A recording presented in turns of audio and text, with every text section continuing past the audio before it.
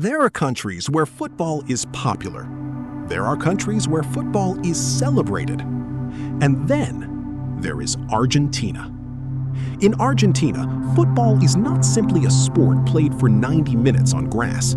It is memory. It is pain. It is revenge. It is religion. It is survival. Football lives inside the heartbeat of the country itself. A child in Buenos Aires does not grow up merely learning how to kick a ball.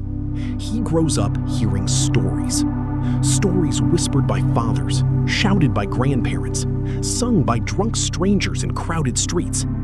Stories about impossible goals, stolen victories, tears, dictatorships, poverty, redemption, and gods wearing blue and white shirts. To understand Argentina football, you must first understand Argentina itself. And this story begins long before the world knew the names of Diego Maradona or Lionel Messi. It begins in the late 1800s. It begins with ships arriving from Europe. It begins with immigrants. It begins with a ball. During the late 19th century, Argentina was changing rapidly. The ports of Buenos Aires were alive with movement. British railway workers, merchants, sailors, and immigrants arrived carrying not only business and industry, but also strange new games. One of those games was football. At first, it belonged to wealthy British communities living in Argentina. Matches were played in private schools, social clubs, and fields owned by English businessmen. The sport looked foreign, distant, almost aristocratic.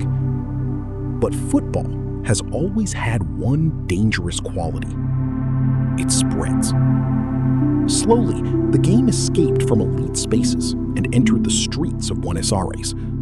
Working-class neighborhoods began embracing the sport with uncontrollable passion. Poor children kicked worn-out balls between narrow alleys and dusty roads. Some used bundled cloth because they could not afford a real football. And something magical happened. The Argentine people transformed the game. The English brought football to Argentina, but Argentina gave football its soul. In Europe, football often looked rigid and structured. In Argentina, it became emotional, artistic, rebellious. Players dribbled with rhythm. They played with pride. They played like dancers fighting for survival. In the crowded neighborhoods of Buenos Aires, football became an escape from hunger, violence, and hopelessness. Children who had nothing suddenly had dreams. The ball did not care whether you were rich or poor. If you could play, you mattered. Soon clubs began appearing across the country. River Plate, Boca Juniors, Racing Club, Independiente, San Lorenzo. Each club represented neighborhoods, identities, social classes, and pride. Especially Boca Juniors and River Plate. Their rivalry would become one of the fiercest in world football. River Plate represented. By the early 20th century, Argentina had already become one of the strongest football nations outside Europe. Their style fascinated people.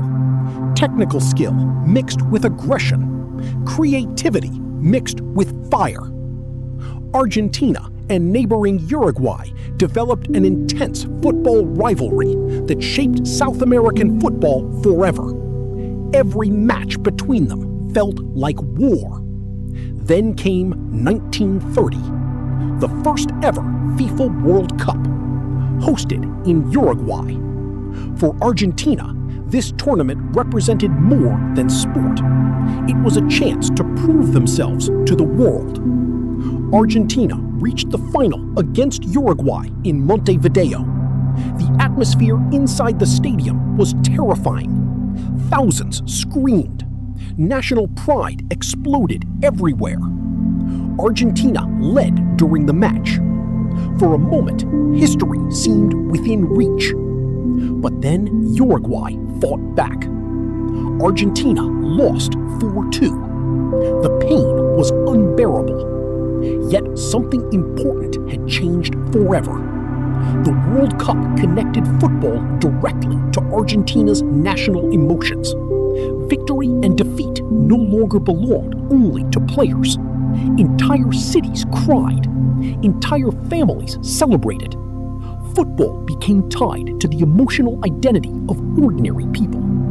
And as Argentina experienced political instability, economic struggles, and social division over the following decades, football remained the one thing capable of uniting everyone. Rich and poor, young and old, workers and politicians, all wearing blue and white. By the 1970s, Argentina entered one of the darkest periods in its history. A brutal military dictatorship seized power. Fear spread across the country. People disappeared. Families lived in terror. Violence and censorship became part of daily life. Thousands suffered in silence. Yet during even the darkest moments in Argentine history, football survived.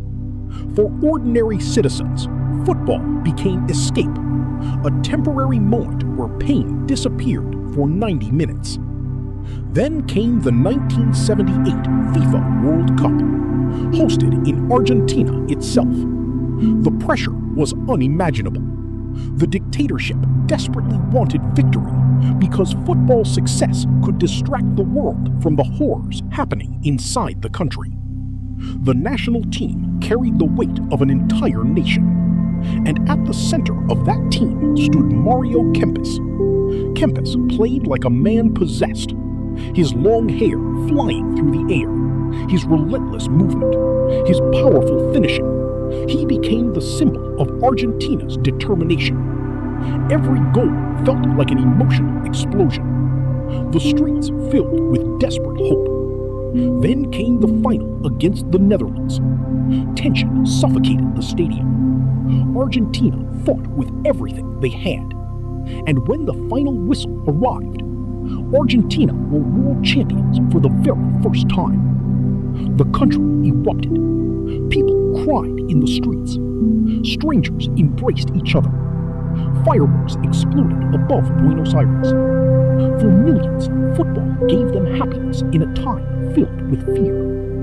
But even today, the 1978 World Cup remains emotionally complicated. Glory existed beside darkness.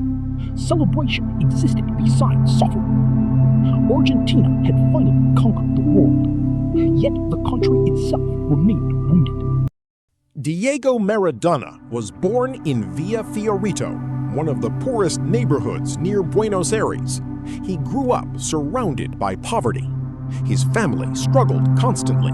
Some nights there was barely enough food. But Diego had a football, and when he touched the ball, the world changed. Neighbors quickly realized they were watching something impossible. The ball seemed attached to his feet by magic. He dribbled through older boys effortlessly. Crowds gathered just to watch him play in the streets. Football became his escape from suffering. But Diego never hid where he came from. That is why poor people loved him so deeply. He looked like them. He spoke like them. He carried their anger, their dreams, their rebellion. As Maradona rose through Argentinos Juniors and later Boca Juniors, Argentina saw not merely a footballer, but a symbol. Europe soon called. First came Barcelona, then Napoli. In Italy, Naples was treated as inferior compared to the wealthy north, and Maradona transformed Napoli into champions. Again, the poor saw themselves in him. Everywhere he went, he represented people who felt ignored, humiliated, and forgotten. But nothing would define Maradona more than the 1986 FIFA World Cup, especially one match: Argentina versus England. Only 4 years earlier, Argentina and Britain had fought the Falklands War. The conflict left emotional scars across Argentina. Many young Argentine soldiers died. So when Argentina faced England in Mexico City, it became more than football. The tension felt political, emotional, personal. And then became one of the most controversial moments in sports history. Maradona jumped alongside England goalkeeper Peter Shilton. The ball entered the net. The referee allowed the goal. Replays showed Maradona had used his hand. Later, he called it the hand of God. England burned with rage.